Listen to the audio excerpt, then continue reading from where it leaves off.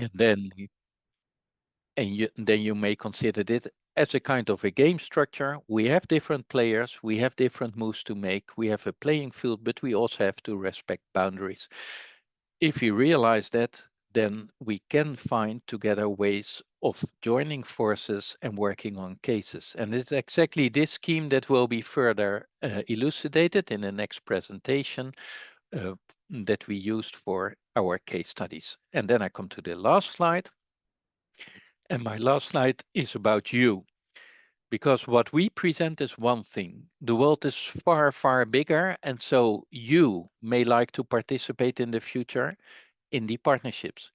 Maybe in the partnership, which is called Future Foods, which is already running today, and you find information via the web link here provided. Maybe you like to share your cases on which you work and which are maybe examples for others. Maybe you like to find new ways of working together with others, how to do that. Or you just like to share why. Why should we reach sustainable food systems? Why should we do it together? And how and why should we safeguard our food cultural heritage? We think it is of crucial importance for our next generations. We hope that you share that, but please also share then your thoughts. With that, I stop with food passes and I like to give the floor to our next speaker, which is Maurine Mamès. She is one of our FoodPathS colleagues and also an INRAE colleague. She has a background in working in sustainable issues already for a long time, for example, in the marine environment, but also as an entrepreneur with a startup initiative. And today she is especially interested in trying to understand how are those multi-actor configurations work, what kind of roles are there for the different actors, and do you see maybe some kind of intermediaries who can make a glue out of it? Maurine, the floor is yours. Thank you, Hugo, and hi, everybody. I will share my screen. Yes, maybe you can see it. It's right. Okay, otherwise let me know. I will present you today our study we did within FoodPathS. That is an insight for 52 case studies in Europe about co-creation in partnerships contributing to sustainability. Maureen, sorry, yes, it's Mina here. Can you put it in presentation mode? Because we see your slide note mode now. Okay. Okay, sorry for this. Maybe I can try like this. It is better? Yes. It is better. Okay. So to come back to the presentation, so a study we made with all the INRAE team, so Hugo, myself and Merte Donner that is not here today. So this study takes place into the work package 2 of FoodPathS that is aiming at supporting the development of the prototype partnership. And on especially task is about mapping and analyzing co-creation concepts in food domains. And this activity gives place to a scientific publication that has been released during this summer. And I encourage you to have a look to this because this presentation will be quite short about it. So you have the link in the presentation, but I could put it later on the chat. So before beginning, just to be sure about what do we mean by co-creation concept. So it is simply a co-creation is considered as a joint and collaborative process of producing new value. And the heart of this study is to understand the variety of co-creation cases for their contribution to the sustainability of food system. And by this, understand better how actors collaborate to reach common objective. And finally, to develop a co-creation concept for partnership in real life, because as you understood, co-creation is for now quite a concept and not really on the ground notion. So as you can see on this figure, you can see in blue the partnership and the value co-creation, so that is created by the partnership, and how this output can be related also with the environment, so with the sustainability inputs. So how we did that? So really simply, we asked a question to our FOODPathS partners about giving us some example of partnerships contributing to the sustainability of food system and focusing also on inclusion of private sectors. So we collected in total 52 cases that has been all of them described thanks to a game structure developed by Hugo that you already see today. So here you have an example of the structure, and it is really simple to understand because it's all about an analogy with a game. So for example, chess, football. And for example, you could describe your cases thanks to the 7 building blocks, describing, for example, the food context, and that it could be also naming the playing field, the food actors that could be considered as the players. And all the result has been analyzed. So thanks to the 52 fact sheets we collected. And among these 52 cases, I will give you a few examples. For example, we had Milan Food Waste Hub. That is about a case including many different actors from NGOs to public city hall, and it's at local level. And we have also other examples, like for example, Schwarzwald, that is a regional initiative and brand to preserve landscape and its product in Germany. And coming to, for example, a big blue economic cluster that is Polymer Mediterranean. So this slide just to give you an idea of what looks like the fact sheet when it's complete with the concrete cases here, Polymer Mediterranean. And so what about the result of this study? So first of all, it is good to notice that we collected cases with a good diversity of actors. It proves that they can work together in different configuration in food system, and I will come back on this point a little bit later. And here, the co-creation concept is seen as an open innovation process, obviously going beyond the scope of a single actors. And here in our sample of example, it is mostly between industry and academy. So what about the type of partnerships orientation and the operating scales? We stress out the importance of diversity and kind of interaction between actors because as they evolving in different environments, each of them is really unique. It thus results in different forms of partnership. And we can see here on this figure that it's really diverse, but the most dominant partnerships types are generally acting at national level, 42% of these cases to be exact, and they are mostly networking oriented, followed by policy orientation. Then after, about the joint objective and strategies of these cases, it is really interesting to see that the word inclusiveness is used.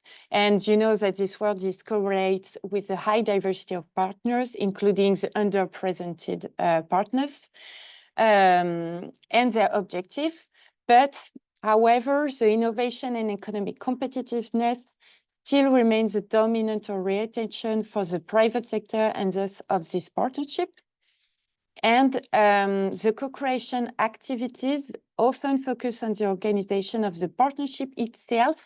That is a little bit a pity because, as I said in introduction, co-creation is more about joint activities.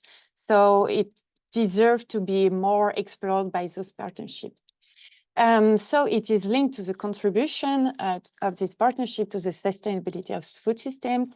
And as it is not astonishing, and as I just told, a lot of them has for objective to still increase competitiveness, and so dealing with the economic dimension of sustainability. It's about 15 cases on the 52. That's quite a big number. So it proves that there is still a lot to do on this aspect, but it's also interesting and very encouraging to notice that we had collecting some cases that has the 3 dimensions of sustainability. So to remind you, economic, environmental, and social. And these partnerships are generally observatory-oriented and networking and policy-oriented. And we can give a concrete example of the Milano Food Waste Hub that is embodying the 3 dimensions. So it exists, but it's still underrepresented. So finally, as a conclusion, we can come to the point that this scientific contribution underlines how important co-creation and interactions are between diverse actors in different partnerships. And all this diversity results in a common defined sustainable value co-creation, and it remains really unique to each of them and context dependent. So it is really interesting to see this diversity. There is some positive outputs, but still, yeah, proving us also the work that still need to be done. So thank you very much for your attention. Thank you very much, Maurine. I think you have already given an overview, and maybe to add, this publication has been written with 16 people from the different sectors, public, private, local, etc., etc. So it gives a view of different actors on how we can co-create. And if we talk about other sectors, different sectors, the next speaker, the lady that is going to present work now is coming from Food and Drink Europe, so from the private sector perspective. She has already a long-term experience in working from a private sector perspective on a lot of cooperation trajectories with many different actors, especially in Europe, but not only. Especially in Europe, because she is involved in quite some European projects with different actors. She's doing that with a background also in management of food science, and with that background, she can help us a lot in trying to understand what do we now really mean with food system cases. So Lorenza, the floor is yours. Thank you, Hugo, for the presentation. Let me share the screen.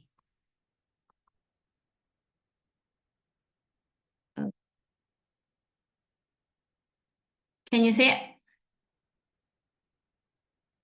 I guess you can see the presentation. Yes, we can. So yes, today I will present a little bit some insight from the FOODPathS project, and in particular, some of the work done in one of the work packages that were focused really on try to understand how the diverse actors can collaborate together.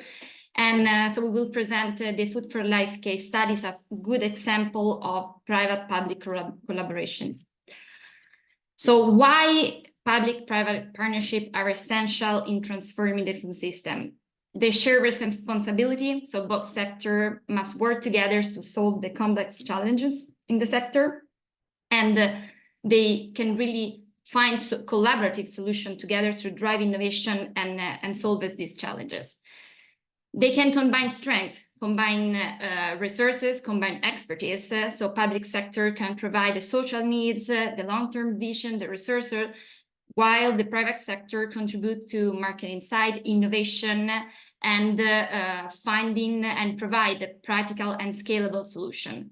And at the same time, real-world application, because research are not just left in theory practices, but also can be translated into practical solution to really get foster a quicker adaptation.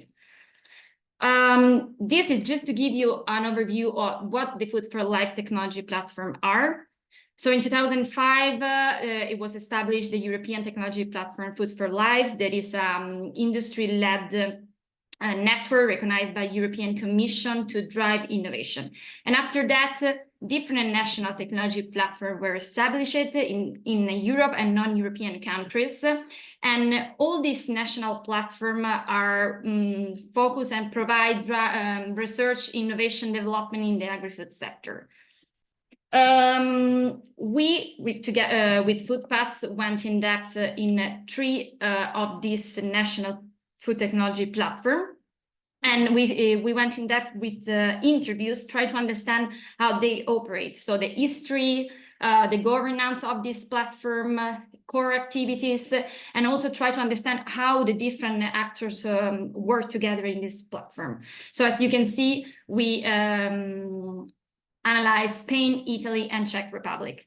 They all were established in different time, more or less they have more than 100 members, but the common of this network that are different also in size is all the different stakeholder actors of the food system really work together. And we're talking about academic, research center, technological center, funding bodies, company of different sides. So we have SMEs and larger companies, association, they all work together. And each of these technology platform have working groups, different working groups that addressing different topics. Some topics are more transversal, some are more specific. So food safety, consumer sustainability. So they try to address different challenges of the sector. And in these working groups, the different stakeholders try to share the best practice, provide last trends in the food industry, last technologies, and the main one of the main tool that in this case these three Food for Life technology platform provide is the strategic research and innovation agenda. So they try to put together the views of the different stakeholders to provide what are the research and innovation priority at national level. Some of them, as you can see in the slide, also provide some event to foster innovation or support training to give the workforce the right skills. And yeah, so this is just to give you an overview of these three case studies. And with our interviews, with our analysis, we also try to understand the views of the members of this Food for Life network. Try to understand what for them was the good contribution, the added value from the industry. So the industry provide real challenges. It's, let's say, it's part of the solution, the challenge, but also part of the solution. So really can provide the solution to the challenges. This network, it's our way to facilitate collaboration between academia, research, and institution, as we say before. And also, the industry really can guide the research and align the INRAE priorities that meet what are the needs from the markets. So it also helps to identify consumer trends, emerging market demands, and at the same time accelerate application of research and through effective technological transfer. And also, these are just some of the outputs that came out from these interviews. Another good contribution of the industry is the skill development, because they also help to shape the workforce training to align with future food system needs. So ensure that the workforce is prepared with the right skills that align with the trend of the sector. How the Food for Life contribute to a sustainable food system? Well, all these actors drive the research and innovation to a sustainable food system. So they promote sustainability, they promote environmental friendly practices to reduce environmental impact. So let's say biodegradable packaging, technology as digital technologies are blockchain to promote traceability and transparency, and to reduce the food waste. So all this can be achieved to this support of dialogue and collaboration between all these different actors that work together to achieve and align the research and innovation priorities to the sustainability goals. And this is one of the tools of the FOODPathS project. It was launched at ICLEI in Paris, the last 21st of October. And As Maurine presented, we map the 52 case studies, and here in this web platform, we put all these different living labs together. This web platform will be managed by the National Food Platform, and we will leverage on their network at national and regional level to support and implement the platform, and is a repository for these co-creation initiatives. It's a web, as I say, and really the aim is to unite stakeholders from the different food system, facilitate collaboration between them, between regions and between sectors, promote sustainability, foster innovation by connecting all the living labs. And all these living labs can really share best practice, can scale innovation, can learn from others, and especially can collaborate across the borders.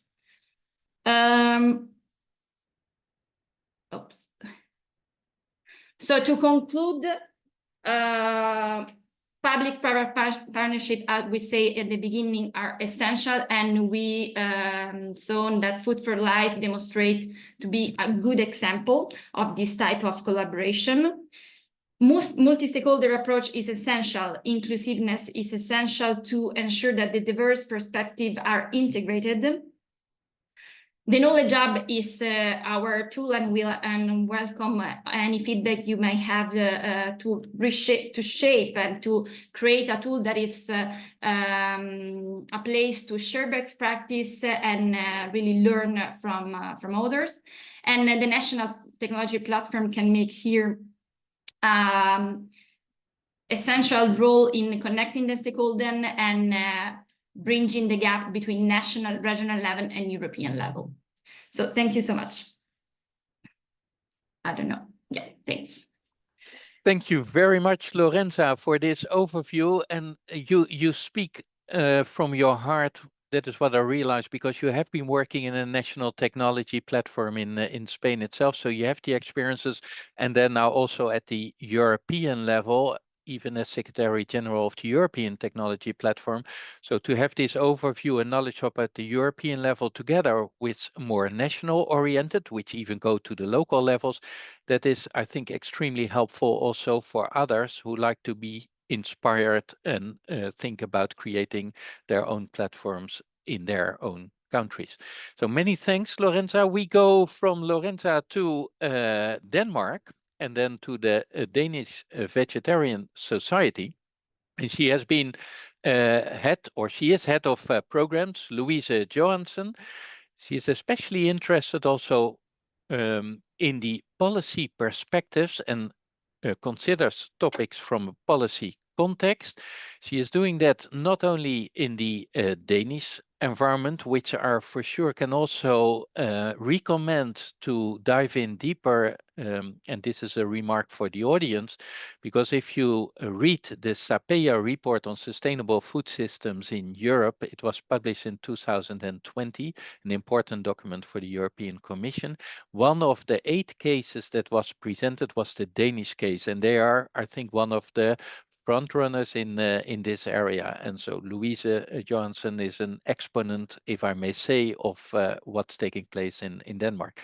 She is presenting this not only from a Danish perspective, but also from a European perspective, because she is involved in Cleverfood, and Cleverfood is a project which is rather unique.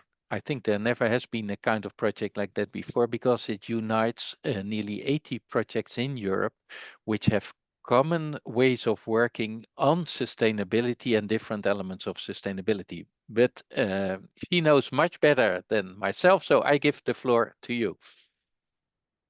Thank you so much. You can hear me, right? Yes. And thank you so much for having me here on board. So I will talk about the Danish case, and I have asked if Larissa could share the presentation. Also see if I can do it myself. Larissa will share it, Louise. Okay, cool. Okay. Then I will leave it there. It Yes. should be on your screen. Yes, perfect. Thank you so much. So yeah, I will present the Danish action plan for plant-based food, and also in the view of as a multi-stakeholder co-creation process, because of course having the possibility and in Denmark to have a lot of actions and initiative related to plant-based food isn't something that we were able to do by ourselves as well. So can you have the next slides, Larissa? Thank you so much. So what happened in Denmark? Like back in 2021, we got the agricultural agreement in Denmark, which was based on we needed to have some climate targets reached. And in that way, there was also presented some plant-based initiative. But before we got the agreement, there was a range of initiative, which I will shortly present to you, which we actually see as a broad stakeholder process involving a lot of different actors, which have different kind of competencies and focus areas, and where we were involved also with all of them. So I've presented them here, showing on the screen. The first one that was back in 2020 that DVF, together with 3 other NGOs and also the Plant-Based Business Association, created a vision report which focused primarily on the market potential for plant-based food as well, but also given recommendation on other things that could help provide a more sustainable food system. And one of the recommendations in this vision report was especially a recommendation to create an action plan for plant-based foods. And then also what happened in 2020 was that we, together with the Organic Denmark, which is the second largest pharma association focusing on organic products, we created a strategic collaboration where we focused on the Eat Lancet diet and also on the UA sustainable goal. So that was actually the focus area on this strategic collaboration as well. And of course, also focusing on organic and plant-based foods combined. Also back in 2019, we started a network for plant proteins, which is a stakeholder network where we invited stakeholders from the whole value chain, where we have different kind of events, conferences, matchmaking, seminars, white papers, where we actually kind of wanted to bring people together from the whole value chain also, and also showing the perspective on plant-based food. And also this network was pro-organic. Then also in 2020, the largest farmers association called the Food and Agricultural Council in Denmark invited us together with the think tank Vries to do a plant-based research and development strategy. And they were actually inspired because they participated in this network for plant proteins, where we talked a lot about also the potential for plant-based food nationally and of course globally. So they were actually also interested in kind of focusing on how can we kind of strengthen the research and development so we can get even more or better plant-based products as well.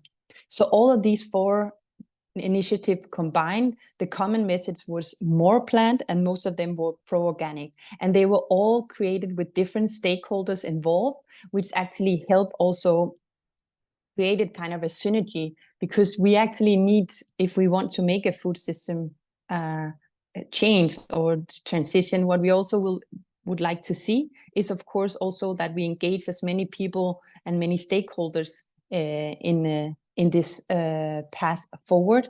And of course, also farmers are essential here. So what came out was like in the agricultural agreement in 2021, what we had there of plant-based initiative was actually a national action plan for plant-based food. We also got a plant-based food grant with funding for plant-based projects. And there was also some plant-based eco schemes under the CAP reform. And it was actually the Danish Social Liberal Party, which actually was one of the key actors in the policy sphere to actually put this national action plan inside the negotiation for the agricultural agreement as well. Please, the next slide. And what we had here was this Danish action plan for plant-based food. We also have it translated in English, and I can share it with a link also in the chat after. But what it was based on was actually also a stakeholder inclusion and also a hearing process with different kind of stakeholders, businesses, farmers, NGOs, and researchers as well. And also it was based on a university analysis on some of the pitfalls and bottlenecks in the plant-based value chains that already existed. And also creating this action plan was actually also involving a lot of different ministry in the process, which actually what we heard for a lot of our sources after was that actually a lot of ministry discovered that it was actually a multitude of existing initiative and policies within the plant-based sphere, and it actually made them more aware that a lot of things were actually happening in on this agenda as well that they weren't aware of. Next slide, please. So in their action plan and what is presented in this introduction is actually putting forward why do we need a plant-based action plans. And what is stated there, we have some places is that it states that plant-based foods are the future. And it also, of course, focusing on the different things that it will be able to tackle, like, for example, climate change, also the war in Ukraine, for example, the food crisis, clean water environment, also increased nature biodiversity, and of course also the nutritional and health consequences of unhealthy eating habits. And what it actually focuses on is also, like it states, that increased production and consumption of plant-based food is a part of the answers to all of these challenges. And then the action plan is signed by the Minister of Food and Agriculture. Next slide, please. So on the content of the action plans, what we in our analysis of the plan have been seeing as strengths is that we see it as very holistic. It actually focused both of education and training. It also looked into the public sector kitchens. It looked at research and innovation, but it also looks at export, which a lot of the industry, of course, find very important, and also kind of the production and processing methods as well. Also, what we see in the action plan is that the rhetoric is very ambitious, but also very positive. And the message is that the development of the sector is something that we should support. And also that Denmark will try to lead and inspire that something like this might also be possible at the EU level. If we look into some of the weaknesses also is there is no measurable target in the action plan, which we would have loved to see. And that's why also we keep on working for Action Plan 2.0, where we have some kind of targets as well. And then also from a Danish perspective, we also saw very little new action or funding in the action plan. Also, it was a lot of the actions that already have been agreed on that was actually in the action plan. But if we look at the key points, it's actually we can see that most of the actions are in education, training, public kitchen, research, and innovation. The things that is related mostly to processing and export is actually something that they would like to see as more industry-led. And also when we see at raw materials and farming, we see a lot of incentive. What they explained was already there, so we didn't see as many new initiatives. And also just wanted to explain also that even though that Denmark still have now a lot of plant-based initiatives and try to also create a pathway for this, we are still the biggest pork producer in the world if you count on per capita as well. So it's not like we are some completely idealistic, but we also see it, then hopefully that other country can also see that it is possible both to have an animal production, but also that we should look into how can we pave the way forward for plant-based food also and plant-based food action. Next slide, please.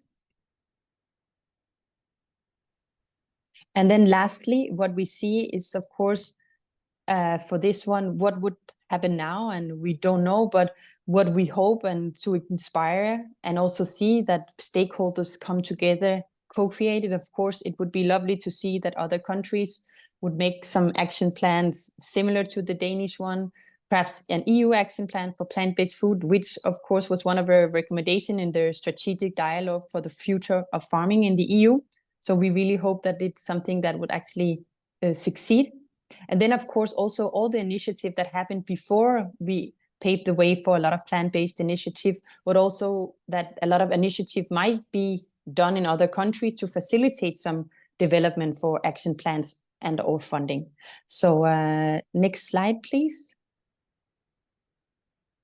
And so that was just a short introduction. I look forward to the Q&A later, and I will share in the chat the action plan as well. Thank you so much. Louise, thank you very much. I think this is a really inspiring example for many, many other countries, and your recommendations, I think we should once more underline. Hopefully other countries and even the European Commission, but even globally, those kind of initiatives are taken up. And with that, I go to our last speaker of this morning, and that is Anna Bruen. She's a senior expert in biodiversity and nature-based solutions at ICLEI Europe, and ICLEI is uniting more than 3,000 local environments, often cities, urban environments, together and learn from each other. And learn from each other in different areas in trying to understand what are urban-rural interfaces, how can you optimize them, how can you be climate neutral as a city, or how can you make your cities more green? And that could be quite a challenge if you are in those mega cities today. Anna is not only active in the cities itself, but also at the European level in many different projects. For example, FoodClick, which is looking to those urban environments. Already there was a foundation laid in a project before, which was called Fit for Food, where there were already city labs and policy labs elaborated. And this project, FoodClick, is going further. I'm so happy to work with Anna also in the FOODPathS project, and I'm curious what she is going to share with us. Anna, the floor is yours. Thank you so much, Hugo. It's a pleasure to be here with you all. I will start sharing my screen.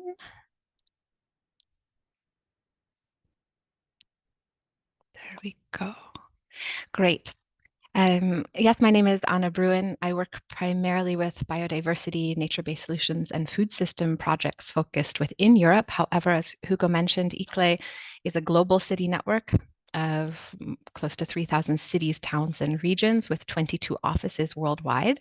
And I do have the good pleasure to work with our South American, African, and Canadian offices. I also come from a highly industrialized agriculture landscape in the middle of the US, where both small producers and processors are finding their niche, and small and large cities are dealing with issues related to access to healthy and affordable food and hunger. So I fully appreciate the global challenges and opportunities we're talking about today.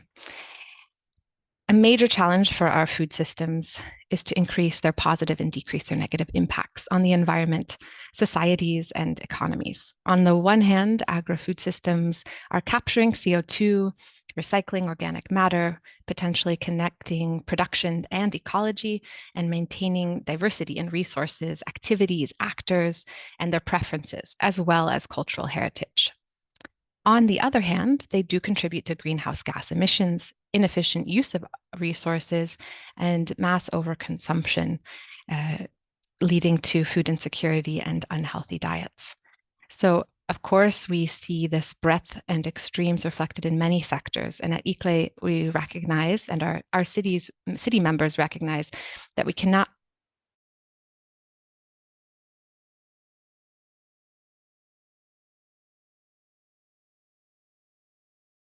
without focusing on the specific place-based and cultural needs of people and communities. We can't look at them in isolation from each other, and this ultimately makes up our global community.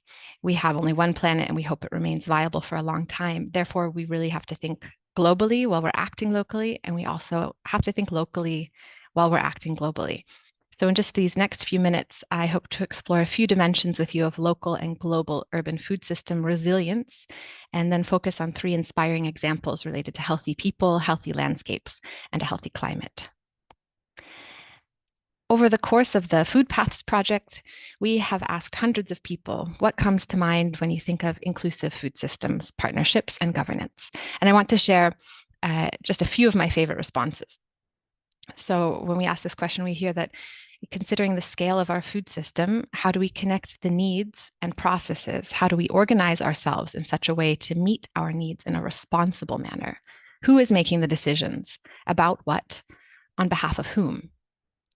Does inclusive mean open to all? How many seats are at the table and who are they reserved for? So when we ask one question, we get at least 5 to 10 back, but we also hear it's about giving dignity to people, and it's about moving beyond tokenism and including diverse partners and meaningfully including marginalized groups. It's about access to affordable, healthy food at an affordable price, and it's about structures and systems that are innovative and jump out of the box. So I would argue that we're not being inclusive and engaging with the questions around inclusivity, we can't possibly be creating community or climate resilience. So why? When we think of the key characteristics of a resilient food system, we think about adaptability, robustness, sustainability. So resilience helps us withstand or to recover quickly from difficulties. It helps us be kind of tough in the face of challenges, but maybe we also need to be a bit more tender, like a tree. It also helps us spring back into shape. It's about elasticity, right? Maybe we also need to think about when we have an interruption or a crisis, instead of just springing back to how things were, how do we move forward and explore new forms together? I think this really speaks to the co-creation that Lorenza was also talking about. Resilience also helps us cope in crisis or disaster. And so what if we consider, what if there's a post-crisis state that we're building back better? And ultimately, it's about thriving, right? It's not just surviving, adapting, recovering, and sustaining. We want to create societies and communities that are thriving, both for people and the planet. And I would argue we can't do this alone. To paraphrase Albert Einstein, we can't solve problems with the same type of thinking that created the problem in the first place. So we really need these inputs from spaces and the processes that are inclusive of different experiences, different ways of knowing, and expertise, from the local to the global, from the private to the public. And if we think about this resilience and inclusivity across scales, we also need to consider the goals, frameworks, and agreements that are binding our work, like the national contributions to the Paris Agreement, the UN Sustainable Development Goals, and the Kunming-Montreal Global Biodiversity Framework. In addition to these supportive frameworks and protocols that we voluntarily bind ourselves as a society, we also have the reality that more than 70% of the world's food is consumed in cities. And this share is expected to increase to 80% as urban populations are expected to grow by 2.5 billion people by 2050. Cities emit up to 80% of global greenhouse gases and are responsible for over 50% of global waste.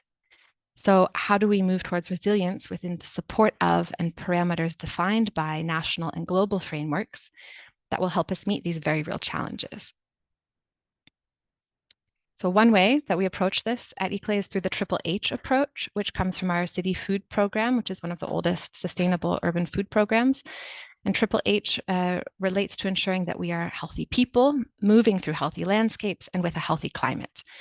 And we would suggest that we and the planet are most healthy when we are resilient, which requires embedding inclusivity, equity, and justice into our processes and systems. So I'll take just a few minutes to go through 3 examples about healthy people, healthy landscape, and healthy climate.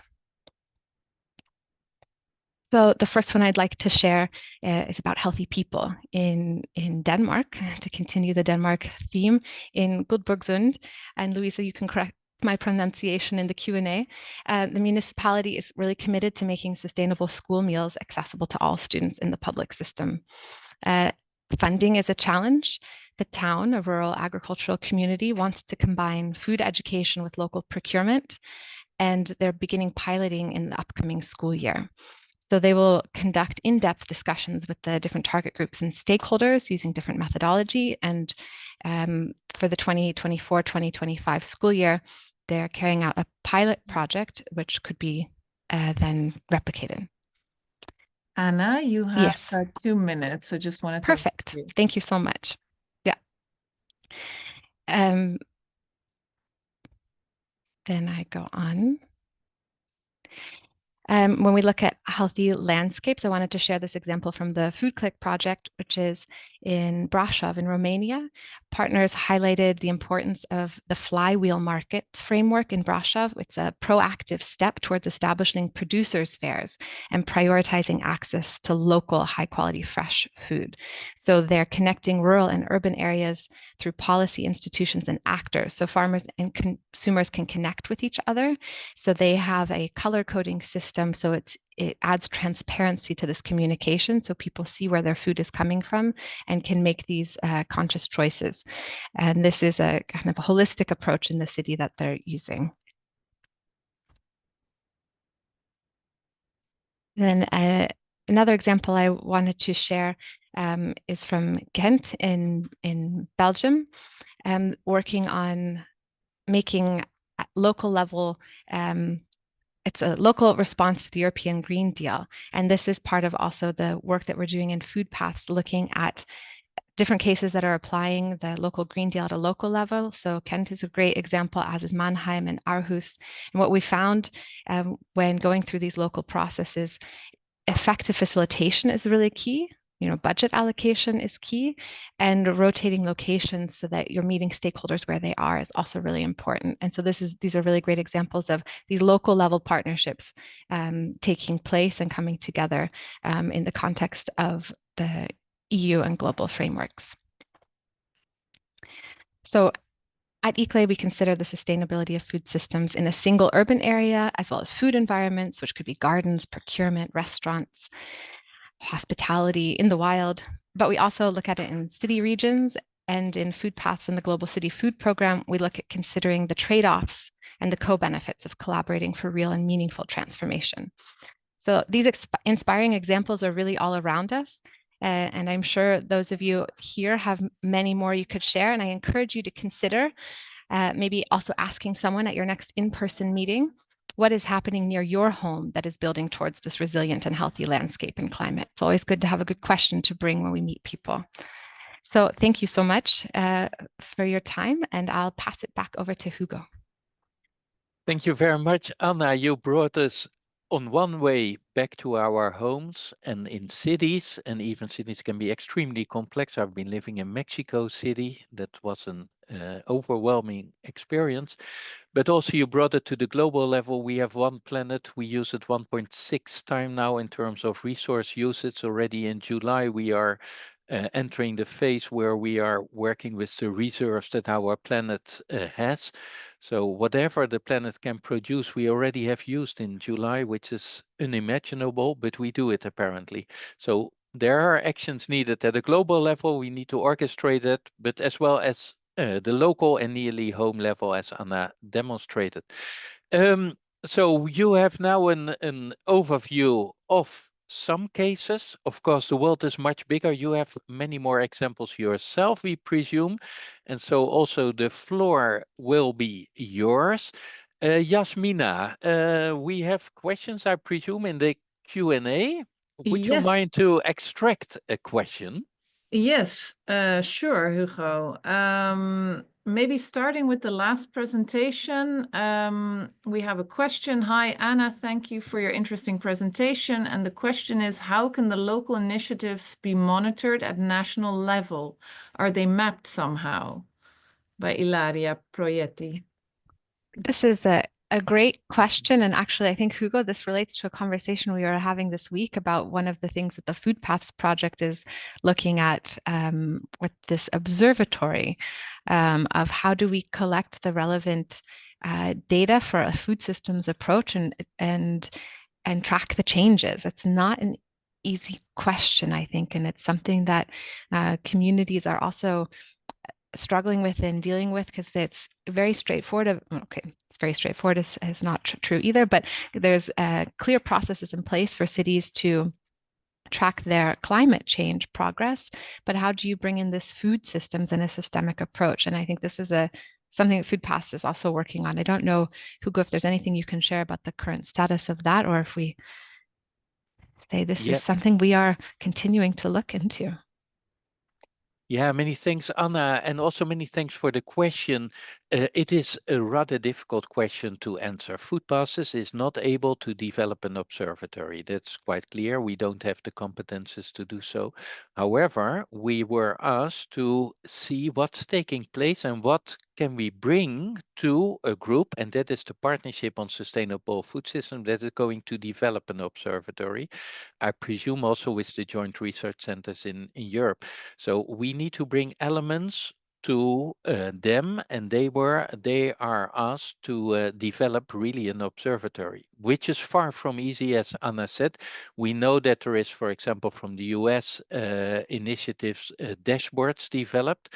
Um, in different areas and also in the agri-food area. There is the FAO who has developed a huge set of indicators for the bioeconomy, including the food sectors for regions. That is also an excellent example. The Joint Research Center did it, but more for the agricultural production side and not yet for the food side. So we try and we hope that this will be brought together and be integrated in a single observatory, maybe also with a kind of a dashboard function. And why is it so crucially important? If we like to develop a legal framework for sustainable food systems in Europe, it needs to be, whatever decision you should take, it needs to be based on evidence. And this evidence needs to be transparently available, and you also need to be able to contribute to it. So it's a very important question, not easy to answer, and it will be a huge task for the ones who are going to really develop it. I hope that answers the question fully. Thank you, Hugo, for elaborating on that. And good to emphasize that it's not easy, but we nevertheless need to strive towards it. There's another question for Louise by Yuna Chifolo. Plant-based food includes very different types of food. Yuna writes, is there an orientation of the government towards minimal versus ultra-processed food, for instance? Yeah, thank you so much for the question as well. Also, so in the action plan, plant-based food are kind of understood in a very broader context. So it also includes plant-based food from grains and carrots to plant-based pate and seaweed. So there is a primary focus, I will say, on more like whole food plant-based, also like how under the education and training, like how do we produce or how do we create proper healthy plant-based food. But it also have the more like a processed food is also included. So because both we and in the see it also as an important that we of course focusing on the very healthy food and healthy meals as well, but there are also room for more processed food as well. And of course, like what we also do is like wanting to make sure that the products that is created is as healthy as possible. But we still think that it's important to cater to a lot of different tastes. Also, when you have to kind of introduce people to a plant-based food. But in the action plan, the plant-based food are understood in a really broad term, and it's not kind of focused on processed, non-processed, but just like to see the whole range, also from like the unprocessed carrots and grains, and also to the more processed food as well. Also, it's also a part of it, but of course, as healthy as possible.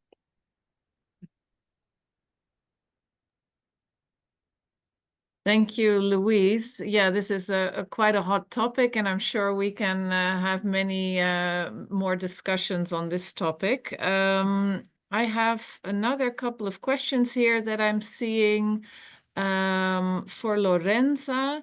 One question by Laura Berardi is, how can we participate with co-creation cases? Or maybe it's a general question also to the wider FOODPathS, but I give you first the floor, Lorenza. Yeah, participation and collaborate with this co-creation case study could be done through the Knowledge Hub, and we will soon open in the website a session where you can share your interest in be part of this Knowledge Hub and collaborate with other case studies. Yeah.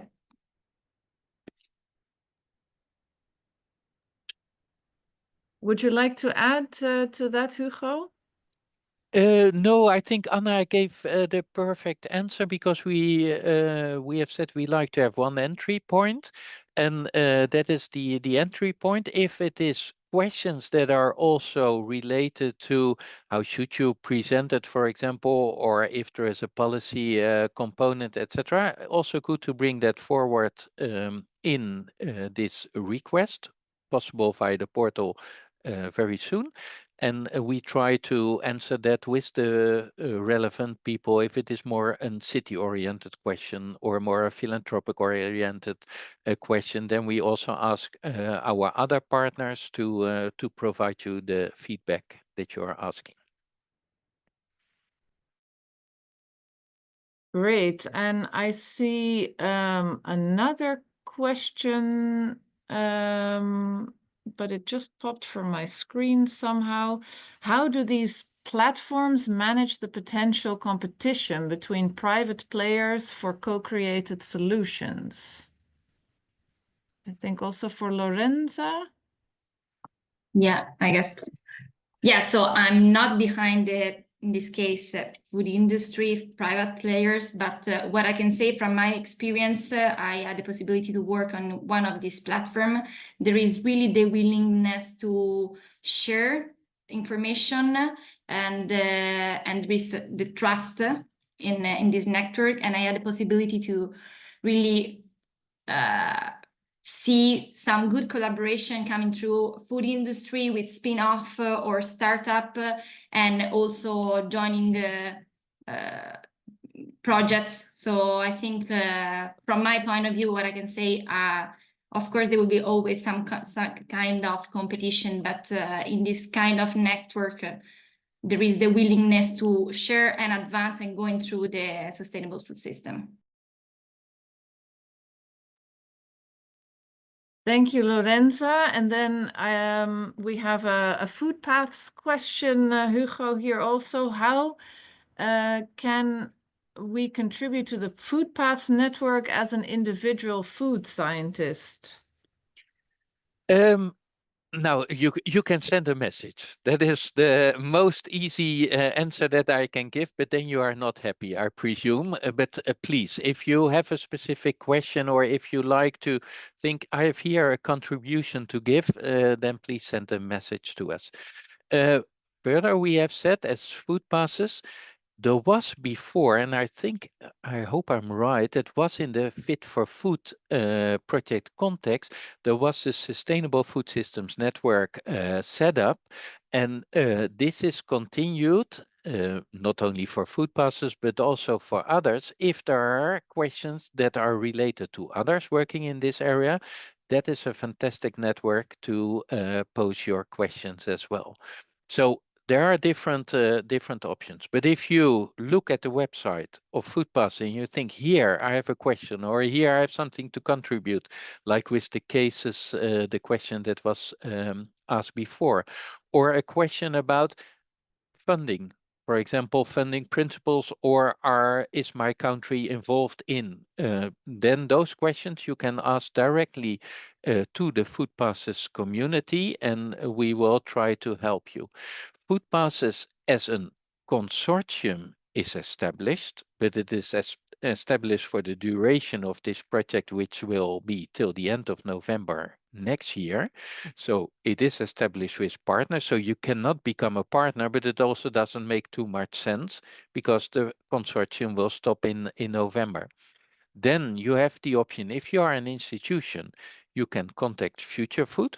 There will be an opening of this partnership in 2 years after the start.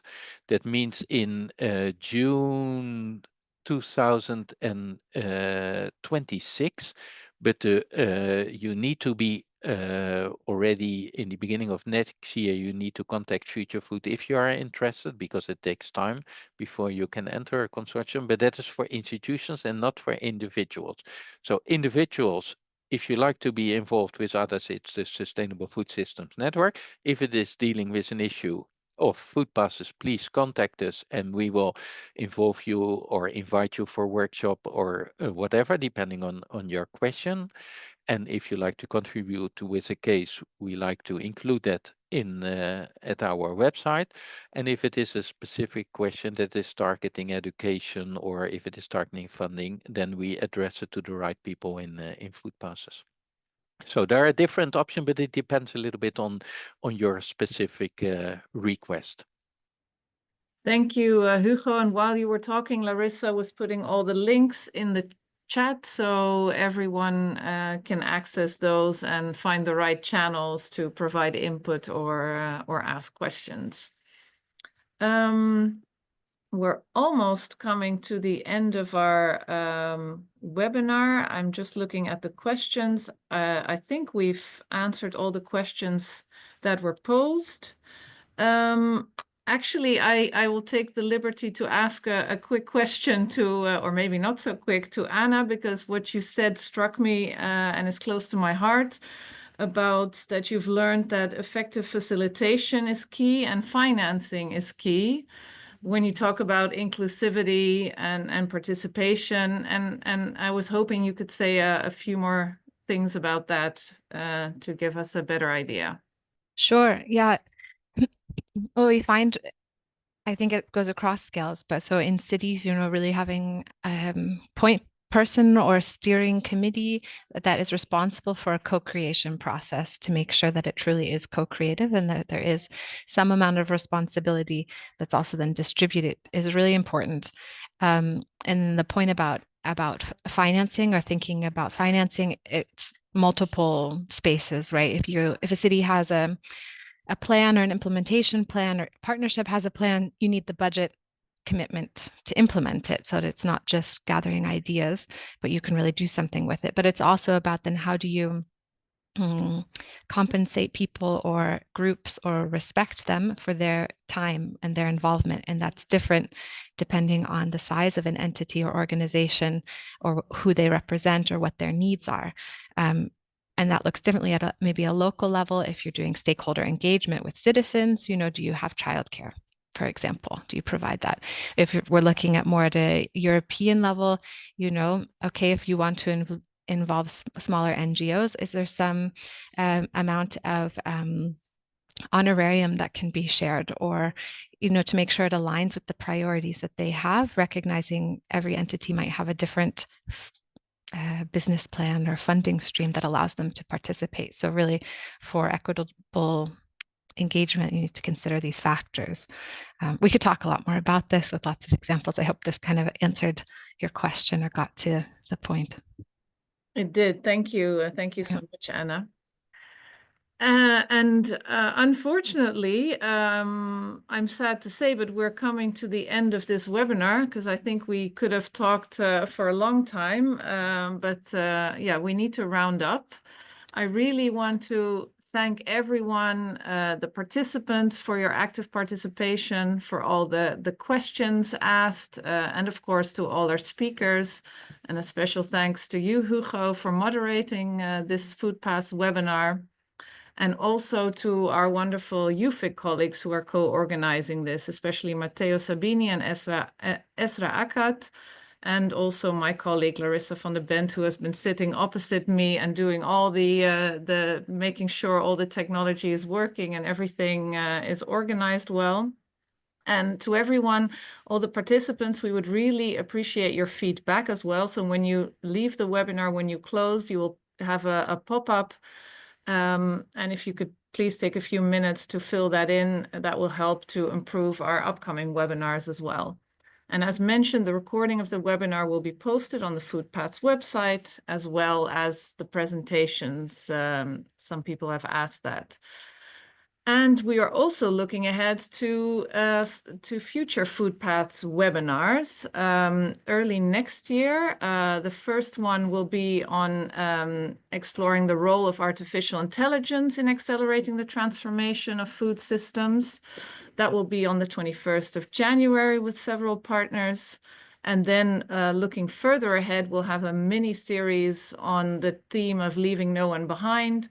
So this touches on the last point that Anna elaborated on about participation and inclusion, not only in food systems research, but also in research and innovation agenda setting. So really at the beginning of the process. I will leave it at that. Hugo, I give you the floor to round up this webinar, and thank you for everything. Yeah, thank you very much, Yasmina, and also Larissa for organizing this with Ezra and the EUFIC colleagues. It was a great pleasure to be part of it. And also I'd like to thank very much the participants for your questions, for the discussions. Unfortunately, it is not in a real life environment. Let's hope that that will be somewhere possible at a larger event, because whatever you have to share, and we as well, if we can mix that and then try to find the good solutions, that would be really, really needed today for our planet. We are maybe in difficult times today, even though the only way to act is to really act and act together. And that is what we need to do and need to continue to do, share our best experiences and motivate others. So I wish you all the best in your daily lives with that. Good luck, and let's move in the right direction together. Thank you.